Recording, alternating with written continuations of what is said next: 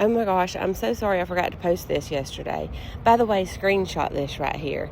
Y'all are always asking me what kind of ham that I cook, and it's a hickory smoked half ham.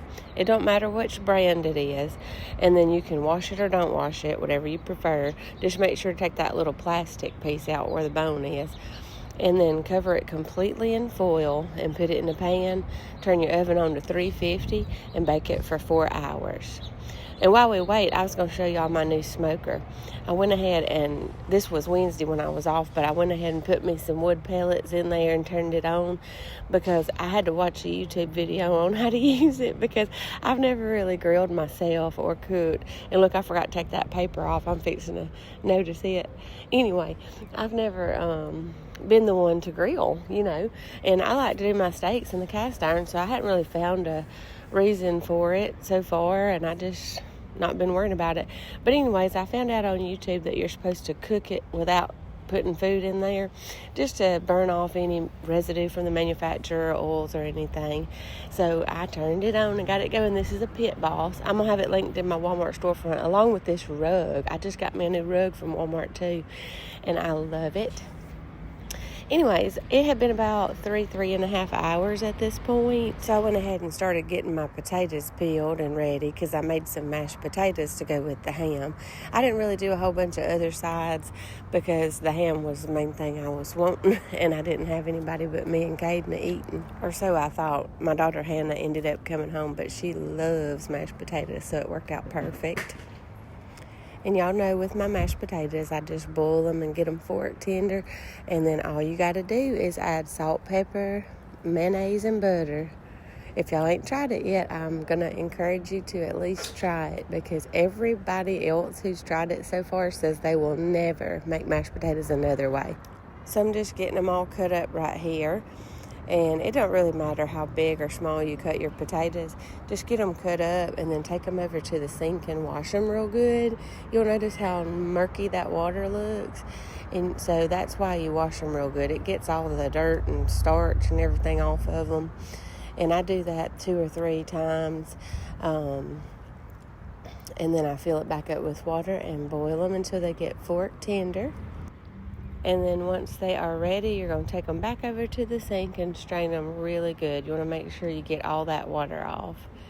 One of my friends sent me this little strainer, and I love it because you don't even have to get an extra dish out. You just clip it onto your pan. It's so neat. So for these 3 large potatoes, I'm going to use half a stick of butter. And I start with just a little bit of mayo and then put the salt and pepper in there. And then get it stirred up real good and start mashing them with my masher. You can use a hand blender on this too. But the main thing is once you get them mashed up, take a spoon and stir them. And if they don't seem real creamy, that's how you know that you need to add just a little more mayo. The mayo you can't really taste, but it just adds such a creamy consistency, and it a very mild taste, but mainly just is for texture, and it is delicious. Look how creamy it was. And for the ham, everybody always seems to struggle to understand what I mean when I say stringy ham, so I'm fixing to show you. The only difference is you don't cut it, and you might overcook it just a little bit on purpose, but it does not dry it out, I promise. Everybody's like, no thank you, I don't want dry ham. It's not dry. I'm fixing to try to show you. It's going to be hard to see it on camera.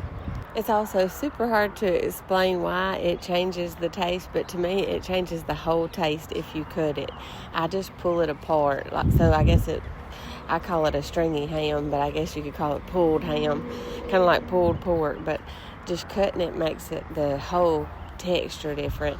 But it's not dry. See, I don't know if you can tell. But everybody's been wanting me to show it again, so there it is. That's all I do. You literally don't need anything. Just wrap it. Don't put nothing in it. You don't need a Coke. I don't never put pineapples or brown sugar on mine, nothing like that. I just because ham is so flavorful and so salty just right by itself, and I just love the way it tastes.